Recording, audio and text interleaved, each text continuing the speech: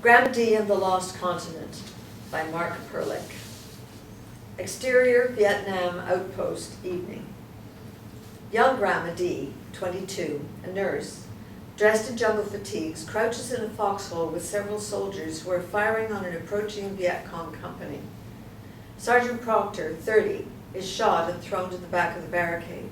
She crawls over to him. Proctor, are you okay? Proctor, sitting on the ground, thrusts his M16 into young Grandma's hands. She screams at him above the gunfire. I'm a nurse! You're gonna be a dead nurse if we're overrun. Young Grandma stares with trepidation at the M16 in her hands. Use it, damn it! She cautiously joins the other soldiers, holds the gun over her head, and fires. She screams as the gun's recoil throws her backwards and the gun flies out of her hands. She looks with wide-eyed horror at the others. Someone shot my gun! Hold on to the damn thing. She crawls on the ground to retrieve her gun. A mortar shell explodes behind them, leaving everything in a cloud of smoke. All is quiet. Young Grandma slowly picks herself up off the ground, her head bleeding profusely. As the smoke clears, she sees all the soldiers are down. She crawls over to help, but stops as she hears shouts and gunfire coming from the approaching Viet Cong. She peeks over the barricade and sees a row of Viet Cong running up the hill towards them. Panic-stricken, she looks for help. Oh shit. Guys, they're coming for us. She looks around for help. Everyone's down. Oh, Christ. She vacillates between helping them and holding off the enemy. She finally grabs an M16. Holding it tightly, she closes her eyes and opens fire on the row of Viet Cong. Viet Cong hit the ground and return fire as she empties the M16's magazine. Wiping the blood from her face, she grabs another M16 and continues firing, pinning down the Viet Cong. She keeps it up until the air is filled with the roar of a minigun from a helicopter firing on the Viet Cong. Young Grandma, her face covered in blood, passes out. Interior, hospital, ICU, day. A colonel, his entourage, and a couple of reporters walk into young Grandma's room carrying a medal. The colonel stares at young Grandma for a moment and then whispers to his aide. A woman? Sir, the press loves this sort of thing. The colonel nods and approaches young Grandma's bed. Her head in bandages, young Grandma's blissfully oblivious to what is happening. On behalf of the President of the United States, I am honored to present to you, Lieutenant D, this Bronze Star for showing courage under fire. He holds up the Bronze Star for the reporters to see and photograph. Congratulations, Lieutenant. Young Grandma looks at them with a big smile. Thank you. I'd also like to thank my 4-H club for helping me raise my beef heifer and winning this blue ribbon. Thank you all for the best state fair ever. They are all stunned by this bit of lunacy. The doctor whispers to the colonel. Sir, she's not fully recovered yet. Yes, of course. How about a picture? Sure.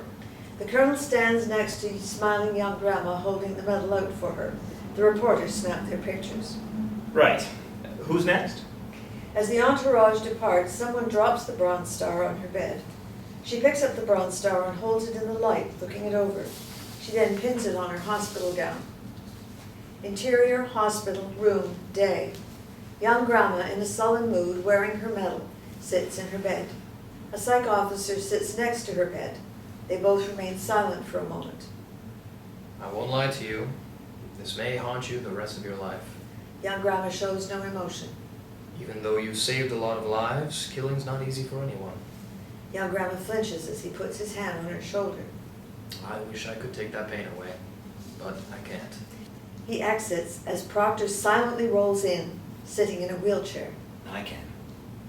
Young Grandma is happy to see him. Proctor. He looks out the door to make sure no one is about, then closes the door and speaks in a hushed voice. There's something you have to know about the lies we've been told.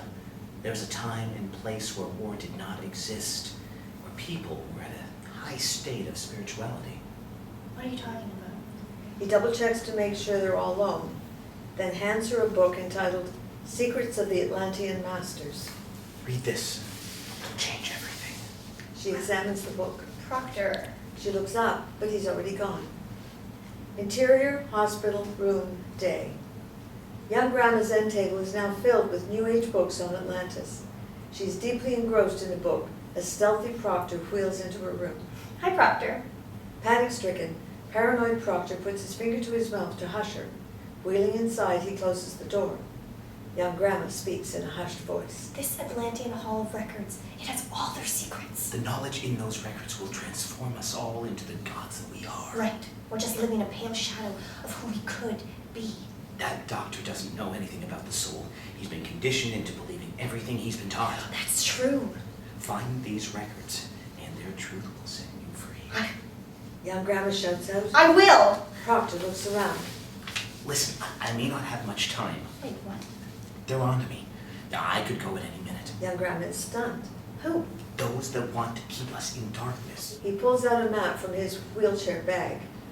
Many lifetimes ago, you were an Atlantean priestess. Young Grandma is in total awe. I was? I knew that the moment I saw you. You're one of the initiates scheduled to open the Hall of Records. He hands her a map of the Bahamas and points to Andros Island. Andros Island.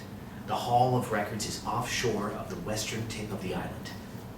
It's all up to you now. But An orderly walks in.